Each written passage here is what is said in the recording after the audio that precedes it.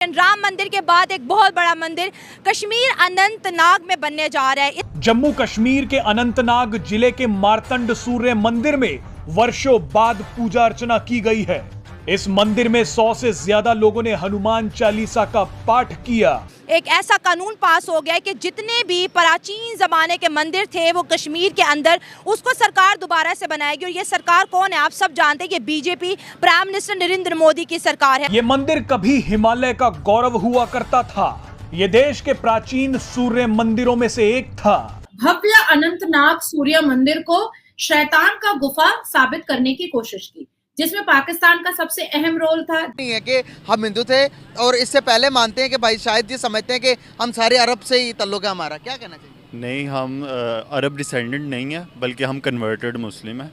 और ये हिस्ट्री में आप उठा के देख लें तो आपको ये मतलब कि वाज़े तौर पर आपको नज़र आएगा कि हम जो है वो कन्वर्टेड हैं। जिसने हिंदू धर्म को ठेस पहुंचाई है और आघात पहुंचाने की कोशिश की है, वो बर्बाद हुआ है। बताते हैं कि बाबर के टाइम के अंदर बड़ा जुल्म हुआ और गजनवी के टाइम के अंदर मंदिर तोड़े गए, जिसकी वजह से हमारे बड़ों ने जबरदस्ती इस्लाम कबूल किया। इसके बारे में क्या सच्चाई है? नहीं, जबरदस्ती ऐसी कोई नहीं। पाकिस्तान क्योंकि बेशरम है, शर्म घोल करके पी चुका है। 730 एडी में राजा ललित आदित्य ने कश्मीर को आबाद किया था, जब कश्मीर में इस्लाम दूर दूर तक नहीं था। पहले मैं आपको थप्पड़ मारूंगा ना, फिर आप मुझे भी मारेंगे। पहले हम लोग इनकी चीज़ों को छेड़ते हैं, उसके बाद ये लोग ना पहले हमारी मस्जिदों को, हमारी बात गाँव को, ये इसको पहले आर्टिकल 370 का हटना, उसके बाद जो है वहाँ पर कश्मीरी पंडितों की वापसी और अब वहाँ पे मंदिर भी बनाया जा रहा है। अगर इस मंदिर के बारे में बताते चले, जिस दिन राम मंदिर की इनॉग्रेशन सेरेमनी थी उस दिन यहाँ पर हनुमान चालीसा भी पढ़ा गया और यहाँ पर पूजा भी की गई।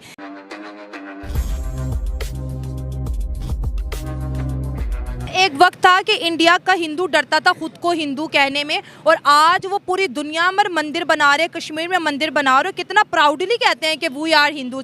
मतलब एक वजीर आजम आता है जिसने ना सिर्फ उनकी इकोनॉमी को बदला बल्कि उनको जो है इमोशनली भी अटैच किया अपने रिलीजन के साथ। एग्जैक्टली जो बीजेपी का अगर नैरेटिव देखा जाए तो जो आरएसएस का कहा जाता है, अब इस चीज़ पे तो हम ऑब्वियसली उनके साथ जो डिफरेंशिएट करते हैं। हाँ। अब आरएसएस की आइडियोलॉजी है वो है ही हिंदू सुपीरियरिटी के ऊपर, हिंदुत्व के ऊपर है, ठीक है। तो वो तो अपनी रिलीजियस सुपीरियरिटी को वहाँ पे पूरा उसको एग्जीक्यूट करेंगे। इवन कि हम जब कश्मीर पे भी देखते हैं या बाकी जगहों पे हम देखते हैं, अभी रिसेंटली जो 2-3 इंसिडेंट्स हुए हैं उसमें ये है कि हिंदू जो राज है या हिंदू जो सुपीरियरिटी है उनको प्रायोरिटाइज कर रहे हैं। कि आप कहते हो कि दुश्मन के बच्चों को पढ़ाना है, पहले अपने बच्चों को तो पढ़ा लो।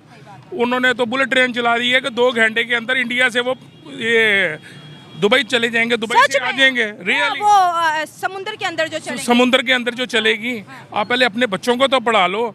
आप कौमें बनती हैं एक इंसानियत के नाते। मुझे बताएं, आप इंटरव्यू कर रहे हो, ये कर रहे हैं, सब कर रहे हैं, आप इसराइल के खिलाफ हम हैं सब के सब। कितनी प्रोडक्टें छोड़ी हैं आपने? कौन सी प्रोडक्ट है? हम तो साइको बन गए। आज भी मैं बोतल पी है मैंने, वो दूसरी कोई मैंने कहा यार नहीं पीनी, सूफी का पानी है, मैं कहा मैं नहीं पीऊँगा। और मैं ऑन कैमरा मैं कह रहा हूँ, मैं बहुत गंदा अल्फाज कह देता हूँ कि मैंने खाई हुई है कसम कि यार मैंने कोई ऐसी चीज़ नहीं इस्तेमाल करनी, ठीक है। हम कौमें पहले अच्छे इंसान तो बन जाएं। आप आबिद बन सकते हो, मुफस्सिर बन सकते हो, हर उलमाए दीन बन सकते हो।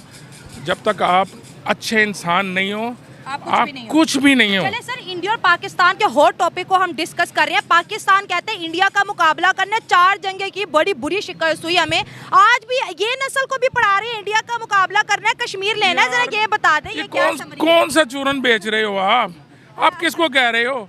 आप 75 साल से आप यही कह रहे हो कि जी ये हम इसी बात में खुश हैं, हमारे फौजी की लात ऊपर जाती है, ठीक है। अबे भाई कौन सी जंग जीते हो? और रही बात यार, खुदा का खौफ कर लो यार, अपने छोड़ दो इसे। और किस हाल पे पहुँचा दिया है। 2% लोग हैं। आप मुझे बताओ कि कितनी खुशहाली नज़र आ रही है। हर बंदे के चेहरे पर उदासी, परेशानी, दुख है, चेहरा उतरा हुआ है। ठीक है। आप आज़ाद कश्मीर की बात कर रहे हो, आम मंदिरों की बात कर रहे हो। उनसे पूछो कि कोई पाकिस्तान को कर भी रहा है, कोई लाइक भी कर रहा है? कितना बंदा पाकिस्तान से बाहर निकल गया है? पाकिस्तान से मेरा बस नहीं चल रहा कि मैं अपने बच्चों को बाहर भेज दूं, तो फ्यूचर ही कुछ नहीं है यहाँ पर। मेरे बीए पढ़े हुए हैं बच्चे, नहीं है जो नहीं है नौकरियाँ, ठीक है। आप हर बंदे को देख लो, 2% लोग होंगे जो लीड क्लास है ना, वो खुशहाल है। उसको कोई मसला 2% को तो काउंट नहीं ना करने, हमने तो 98% को बात मैं उसी की कर रहा हूँ ना, रोना तो उसी बात का है ना। आज अगर ये हाल है, आने वाले 2 साल के बाद क्या हाल होगा? कौमें इस तरीके से बनती हैं। सर, ये कश्मीर के नाम पर इंडिया से जो बिगाड़ के बैठे, इससे हमें इकोनॉमिकली कितना लॉस हुआ ये बताओ। मैं कहता हूँ कि आप प्याज से रह गए हो, प्याज से रह गए हैं, आप टमाटरों से रह गए हो, प्याज और टमाटर से। अच्छा, आपके मुल्क में है क्या? आप किस चीज़ से हो? आपके पास सारा जो ज़मीनें थी ना, फिर वही बात आती है बात कि आपकी ज़रूरी ज़मीन थी है, ठीक है। इन दिनों में सब्जियां टका टोकरी होती थी, वो भी सैकड़ों में चली गई हैं, सैकड़ों पे चली गई हैं इंडिया से ट्रेड बंद करने की वजह से। यार भाई बेटा, जगह ही कोई नहीं बची, सब्जियां उगाएंगे कहाँ? सब तो हाउसिंग स्कीम सोसाइटियाँ बन गई हैं। पानी नहीं होगा तो बंजर जमीन का अचार डाल, बंजर जमीन का अचार डालना है भाई। कौमें बनती हैं, एक लीडर बनाता है। सर, उन्होंने रावी भी बंद कर दी पिछले महीने। वो सब कुछ कर सकते हैं बंद। नहीं, अब आप बंद कर दिए। उन्होंने डैम बना के सप्लाई कश्मीर को दे अब दी। उन्होंने दुबई जाना है पानी, उनका पाइप लाइन के जरिए जो उनका तेल आना है उसे, ठीक है। क्या जरूरत है आपको? यूनाइटेड नेशन में एहतजाज करते हैं, कश्मीर लेंगे कश्मीर। अरे बेटा, आपकी अहमियत क्या है? पाकिस्तान की अहमियत क्या रह गई है? कहाँ से अहमियत है? पाकिस्तान की कोई अहमियत है? आपका अदालती निज़ाम देख लो आप, कि ईद के बाद करेंगे जो भी कुछ। ये कोई तरीके का नहीं यार, कौन सा इंसाफ है? मुल्क नहीं चलते वो जहाँ पर इंसाफ ना हो। सही बात है, हाँ। कौमें नहीं बनती। अब रही बात यह कि किसी के बच्चे की जेब में 10 रुपए नहीं होंगे तो आखिर कब तक बर्दाश्त करेगा? ये कौम को किस तरफ लेकर जा रहे हो? ये तो मंदिर और मस्जिद तो वो कहे, इलामा इकबाल का शेर है, मस्जिद तो बना दी शब्बर में ईमान की हरारत वालों ने, मन बुराना पापी था, बरसों में मुसलमान हो ना सका। तो मुसलमान तो बात की बात है, पहले अच्छे इंसान तो बन जाओ आप। हमारे अंदर इंसानों की भी कमी है। आप इंडिया की डेवलपमेंट के बारे में क्या कह रहे थे? मैं इंडिया की डेवलपमेंट के बारे में यही कह रहा था कि आप अगर इकोनॉमिकली देखें तो आज से 10-15 साल पहले पाकिस्तान और इंडिया की इकोनॉमी को इतना ख़ास फ़र्क नहीं था, लेकिन सन 70 तक सऊदी अरब को हमारी ज़कात जाती थी। सन 80 तक हम दुनिया से बहुत आगे थे। सन 80 में हमने जर्मनी को पैसे दिए थे। इंडिया हमसे कई गुना ज़्यादा पीछे था। हमारे यहाँ के उत्तरी में कपड़े वो इंडिया जाते थे, ठीक है। आज वहाँ का जो बिल्कुल गया गुजरा है, वो आपको किसी अमीर बंदे को भी कहता है कि तू मुझसे भी गरीब है। सर, मिडिल क्लास बढ़ गई वहाँ पे। दुनिया के 5th लार्जेस्ट इकोनॉमी, उनके हाथ डॉलर 80-85 का, हमारे हाथ 300 का। बिल्कुल ऐसे ही है ना, फर्क देख ले। फ़र्क कितने हैं। और उनकी कहाँ कौम बना दी उसने। लाख इख्तलाफात सही मोदी के मुसलमानों के खिलाफ है, लेकिन मुहिब्बे वतन है वो। उसने अपनी कौम को स्टेप बना दिया, उसने स्टेप दे दिया उसने अपनी कौम को। आपको बस अब तो कोई बंदे का पुत्र आए, आप उसको रहने ही नहीं देते, ठीक है। 70 साल 75 साल से आप ये चूरन बेच रहे हो कि यार बस कर दो। कहाँ तक पहुँचाना है इस मुल्क को? आपने तो चले ही जाना है। कश्मीर कश्मीर करते अपने पाकिस्तान को भूल के। कश्मीर कौन सा कश्मीर? अरे भाई, वो आना चाहते हैं आपके पास, जो दूसरे हैं ना, वो भी नहीं पसंद करते, जो आपके साथ कश्मीर वाले हैं। वो भी रोज हड़तालें दे रहे हैं, ठीक है। वो भी आपने देखा नहीं है कि वो बैठा हुआ, तो कौमी तराना लगा हुआ तो बैठा है। कौमी तराने के ऑनर में भी कोई कश्मीर से नहीं उठ रहा। ये तो देखे ना, ये वाकई हमारी फिक्री है। आप कि हमारा जो बजट है उसका कोई 90% हिस्सा जो है सिर्फ कश्मीर के नाम पे जा रहा है। अच्छा।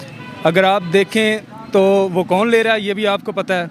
अगर आप बोलेंगी तो मैं उनका नाम भी ले दूंगा। आप ले दे नाम प्लीज। जो हमारे बजट का 90% हिस्सा कश्मीर के नाम पे खा रहे हैं। ये हम जब से पैदा हुए हैं तब से यही सुन रहे हैं कि कश्मीर के लिए लड़ रहे हैं, कश्मीर में जंग शुरू हो गई है, कश्मीर में ये हो गया, कत्लो गारत हो रही है, सिर्फ मुसलमान मर रहे हैं। तो हमारी जो पाक आर्मी है, हमारी जो फ़ौज है, वो किस चीज़ का वो बजट खा रही है? या वो सिर्फ अपनी जायदादें जजीरे बनाने में मसरूफ़ है?